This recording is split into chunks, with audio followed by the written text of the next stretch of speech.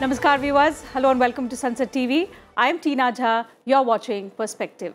External Affairs Minister S Jaishankar tabled a bill in the Rajya Sabha on Tuesday that seeks to prevent the financing of prohibited activities related to nuclear, biological and chemical weapons.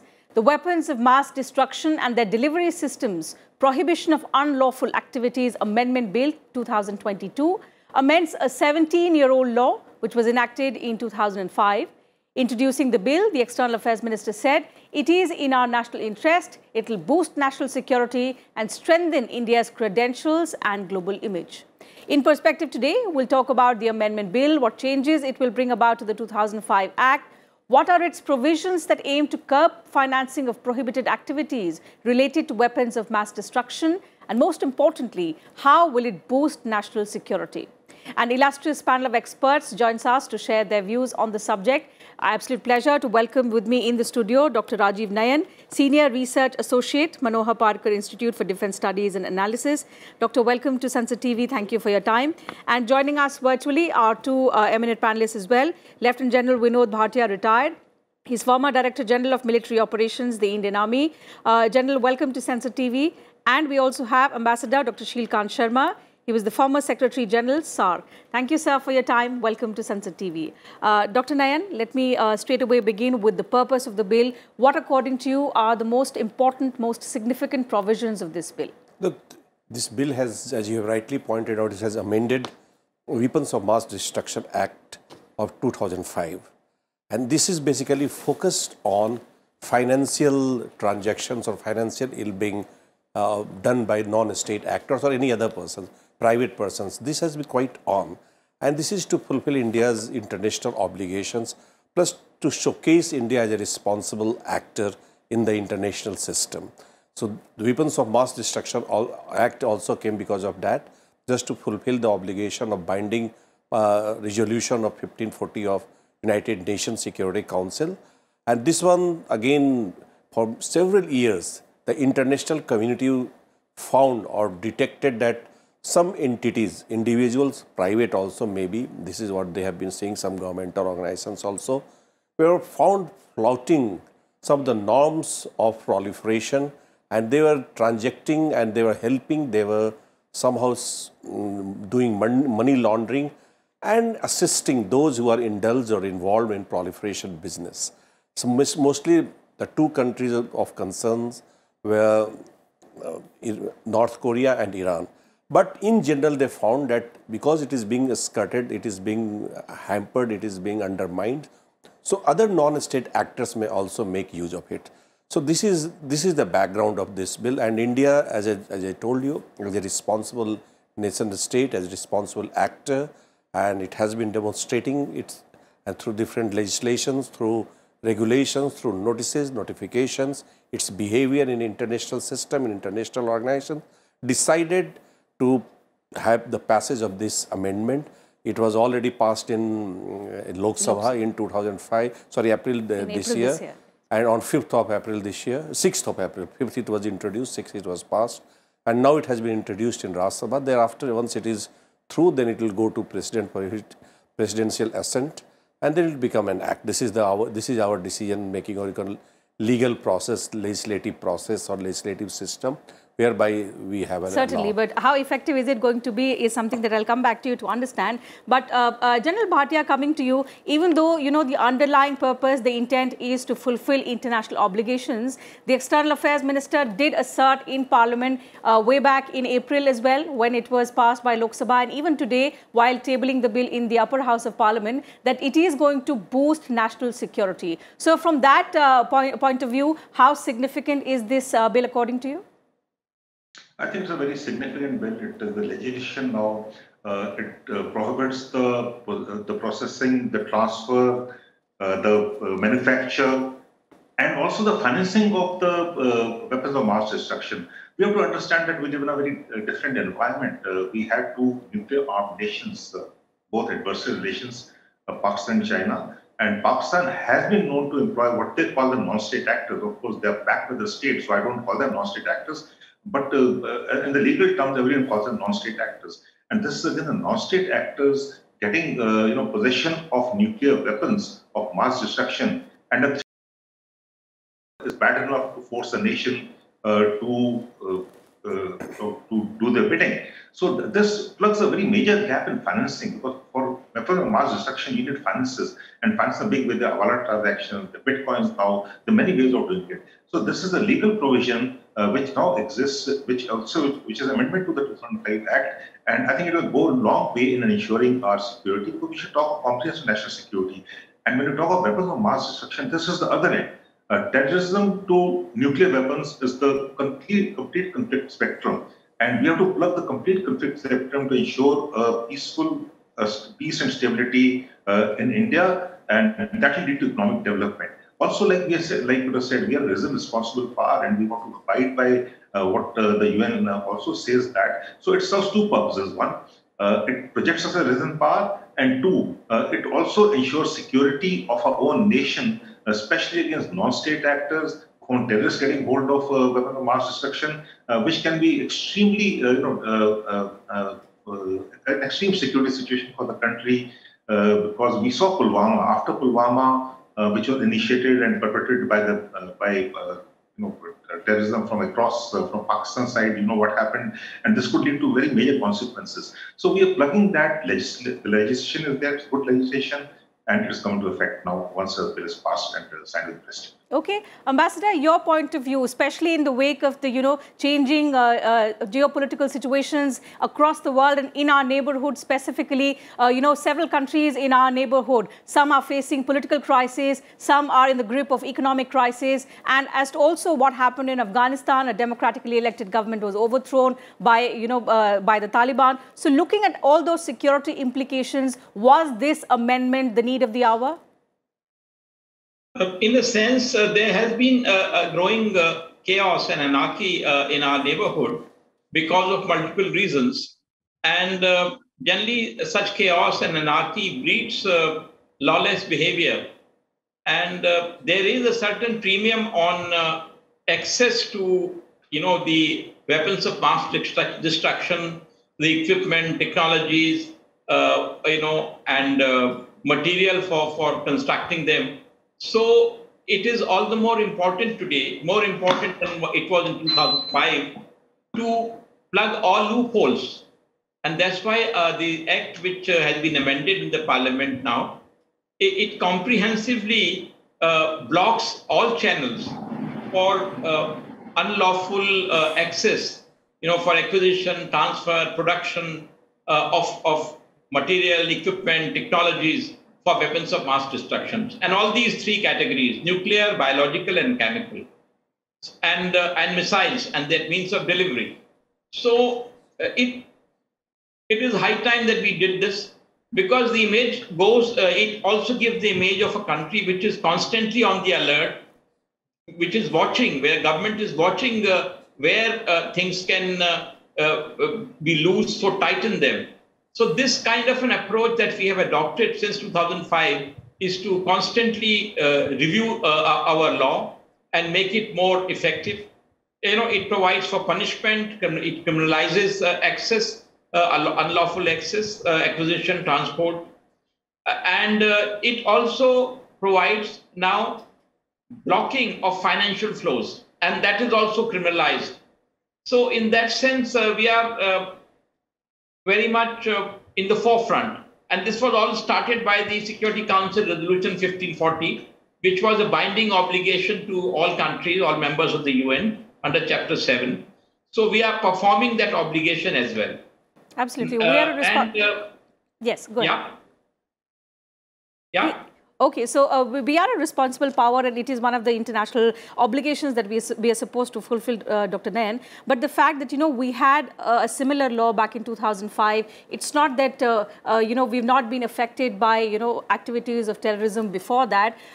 There were, of course, loopholes, and now this new bill tries to amend that, particularly with regard to curbing financing of, all kinds of prohibited activities which relate to the WMDs. But when it concerns the non-state actors, and where now we face this challenge of financing through different digital currencies, and also in this age of dark net, will there be still challenges? How effective will this bill be in curbing all of these aspects of financing? Okay, as I told you in the last segment, this idea, this proliferation financing, and FATF has been really focusing on it.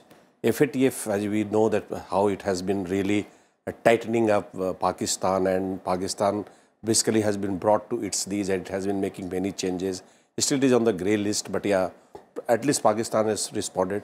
This is, terrorism is one of the agenda. Second agenda, very important agenda of FATF has been proliferation financing. And it has been bringing out several documents, several guidelines, and it has been asking countries. India is also participating in different activities. But what has happened? These ideas are coming, and the ideas is just now, I am very glad to share this panel with Ambassador Sharma, who in fact he had submitted a Weapons of Mass Destruction Act to IAEA with his signature. It is submitted, and he was very instrumental in formulating that act. So I am really glad. So what has happened? So now, all these ideas have been brought in form of law, and it is part of, like it has been amended. WMD Act has been amended. 2005 Act has been amended. So it means it's part of it, and as Ambassador Sharma has rightly pointed out, it has got graded penalty system. Like it may increase up to life imprisonment. So it means if you are doing anything, the authorities have got a statutory sanction. So it can prosecute. Like guidelines are coming, soft laws are coming, but soft laws may be as non-binding. It may help you in understanding the problem, but because of that, you have to have an authority to prosecute a person. This is one. Second, if you see the text, it is very small, almost say one page amendment. What is there? This is theoretically, it is providing you or empowering you to do whatever you want to do. So it has not been detailed. So whether it is a blockchain thing, or you can say many other digital currency, or which has already collapsed, it is proving to be inadequate or inefficient. So you have got broad power. Not only this, but even in future, if a person, what it says, that if a person is found involved in these transactions, will be prosecuted basically. Second, they say that whether you are partially, or whether your resources or money or your fund has been just derived at. It means the only thing is that you are not doing it knowingly. This is in the WMD Act. You are not innocent. If you are knowingly doing it, or your fund is being used and you are knowing about it, whether your partner is doing it, whether your agent is doing it, this is one of the issues which is really haunting, or you can say chasing export controls, that sometimes your agents, sometimes brokers are doing it. So if brokers are doing on your behalf, again you will be prosecuted. If someone is taking it in your name and you are knowing, then you will be prosecuted. So anything, it has got wide power, and you can effectively do it. So it is just not soft law, but it is hard law. And as part of WMD Act 2005, so there is a provision for penalty, provision for imprisonment. So one can also amend some of the provisions which just say that your few lakhs are to be fined. So that may be amended, because this is not a deterring factor.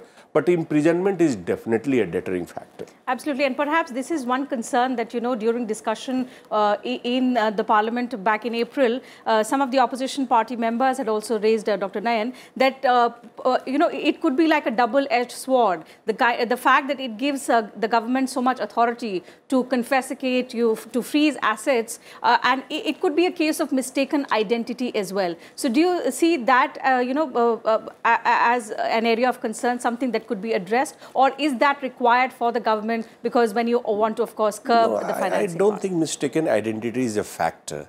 The reason is very simple. Once you are getting prosecuted, there must be evidence. It has to be evidence-based prosecution. Means you are found to be involved in the activities. So there are several technologies available now. So you cannot just run away. Of course, no innocent should be prosecuted. This is the idea, or this is the philosophy of this Weapons of Mass Destruction Act. It has been very clearly mentioned that the person should not be doing it knowingly, and this is the salient feature of WMD Act. But here, definitely you have to have an evidence. And the moment your evidence is caught, and forget about WMD Act, for any other crime or any other folly, you need to have evidence, and it will with a stand in court only when you have got evidence. So that part is very much there. So this is unnecessarily, I will say, this is misleading the real problem. The real problem should be addressed.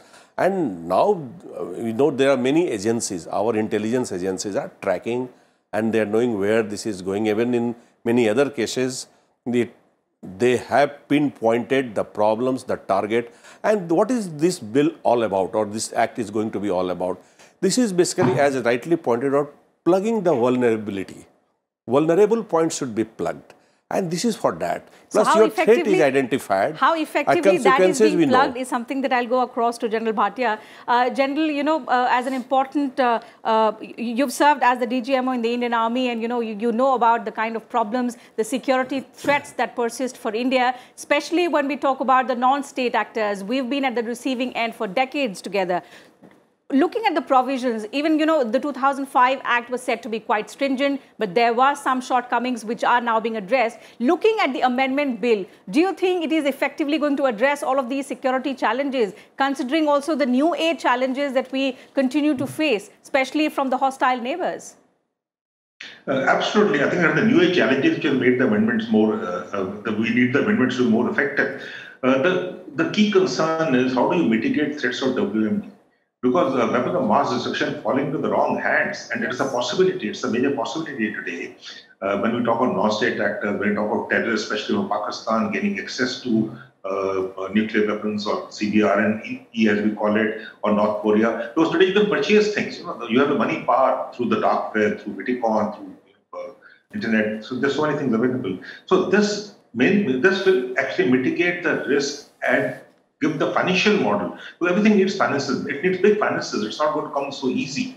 And if you track finances, you can mitigate the threat of WMDs falling into the wrong hands or being possessed in our country, transported in a country, transferred to a country. So this is something which we are really worried about. And this act will help us, help the security agencies, help the intelligence agencies to prevent things going wrong, prevent these weapons of mass destruction falling into the hands of non-state actors, we call it, because there's non-state actors supported by state actors. It is not that easy for a individual or a body of people to get hold of nuclear weapons, nuclear material or biological. We've seen the effect of COVID. COVID may not have been a biological weapon as such as the jury is still out. But look at the impact of such a week that could have happened. And tomorrow, if it's a deliberate thing, something like a COVID-19 thing coming into, it's a biological thing, coming back into look at the impact it will have. So I think finances are very important, and that is where this amendment plugs the gap to make sure that the finances to support such a operation by inimical elements of a country are not feasible, not possible, and are preventable. Ambassador, General Bhatia spoke about the need to mitigate the threat of, the chemical, biological and nuclear weapons. All of us are aware that these weapons across the world are regulated by various, international agreements and treaties. But increasingly what we are seeing is more and more countries have been accused of non-compliance. Why is that happening? Are these agreements not binding on the member countries, or are there some loopholes which exist of which, these countries take advantage of? You must distinguish between international agreements and national acts. You see, actual implementation is done by the national parliaments when they pass acts and national governments. And that is where the real hard power lies. International obligations then compel us to take action. But no matter how an agreement is, it is the national government whose responsibility it is to prevent this. So that's what we are doing. I want to come back to 2 points. You said about mistaken identity. Our Minister of External Affairs in the Parliament assured them that the chances of that are minimal, because there is a long list of specifics which will be gone through before action is taken. So it is not a kind of a thing in vacuum. And the second point I want to mention is that there is an outreach which is also integral to this whole process of the WMD Act. the government makes outreach with industry, academics, media, and in the course of last 4 months also, there have been 2 outreaches, with electronics and otherwise, where they made it clear to the industry and representative of the industrial organizations and trade organizations what are the implications of these acts. So the government is actually comprehensively engaged in this process to make sure that this act actually is implemented. Okay, Dr. Nair, another aspect that's been spoken about, and we heard in Parliament earlier this year, a lot of members spoke about, and they in fact wanted to know from the government, that even though India has an impeccable record, what this amendment bill also does is a step towards fulfilling international obligations. We are a responsible power. We adhere to the no first use policy. We have an impeccable record when it comes to nuclear non-proliferation. What then are the obstacles in India becoming a member of the coveted NSG? Obviously, over the years, we've been making several attempts, but what, according to you, is the main obstacle which needs to be overcome? The whole world knows it is China. China is misinterpreting the criteria for becoming a member of nuclear suppliers group. So this is quite obvious. Although ever since we became a nuclear weapon state, we have been demonstrating our non-proliferation credentials, our responsible behavior. And in fact, through Strobe Talbot, Jalswan Singh talks, we started engaging the non-proliferation regime, although some of the components were already in our system, yet whatever was not there, and the international community felt that we should have had it in our system, we did it. And thereafter, in this process then we moved to the engagement to integration process. And we incorporated many of the provisions of nuclear suppliers group, or in fact, we once after 2005, July 2005, in Indo-US nuclear deal, which is popularly known as, or this is Indo-India-US Civil and Nuclear Initiative, and which led to the amendment, or you can say clean waiver in nuclear suppliers group guidelines. We harmonized our systems, our technology and the NSG and MTCR technology annexures with our control list that is called SCOMET, Special Chemicals, Organisms, Material, Equipment and Technology. It is compressed and abbreviated form is SCOMET. So we did everything. The world appreciated. Those who had doubts on our behavior, they also started believing us. And in fact, even this 1540, we were once skeptical of it. We opposed it.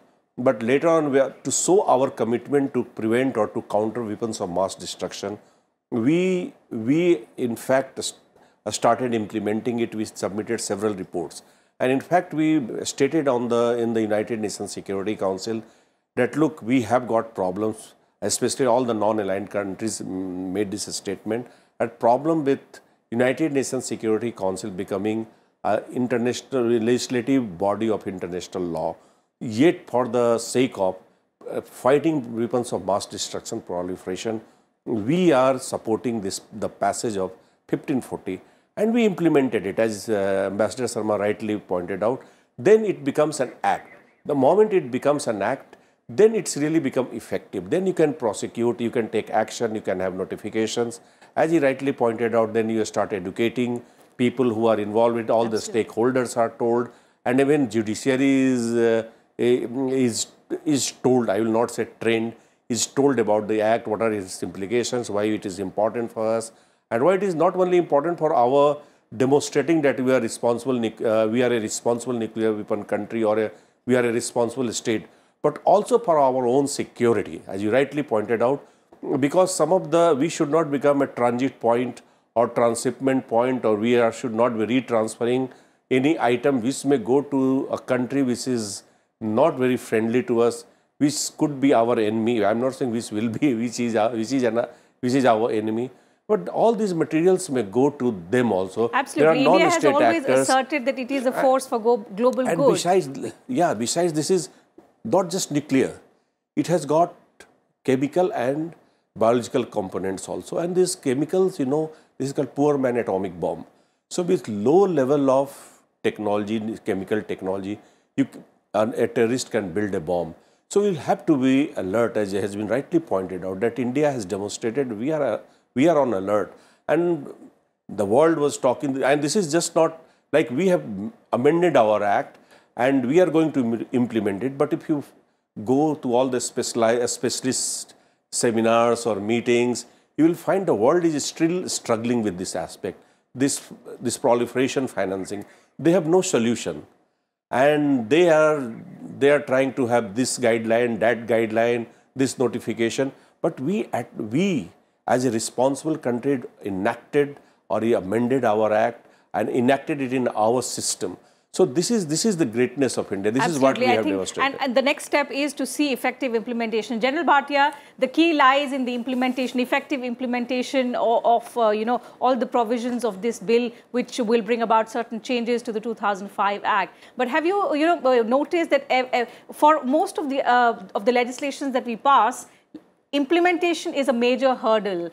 What kind of expectations do you have with this kind of bill? Because it concerns national security and our global credibility is also at stake. What do you reckon would be the most suitable way to effectively implement all of these provisions which we have spoken about at length on our program? Excellent amendment. It is much needed. When you talk of finances, the big thing, if you track the finances, you'll be able to prevent the threat, actually. It's threat prevention that matters. Once a weapon of mass destruction in the hands of inimical elements, it can really create panic even without detonating. And it's all, when we talk about CD, chemical biological nuclear, it's also radiation. I must add something more to it, CBRN. And what you're saying is the implementation. I think we have the wherewithal in the intelligence agencies to track the finances. We've done reasonably well in tracking the finances. If you look at the terrorism also in the country, it has gone down.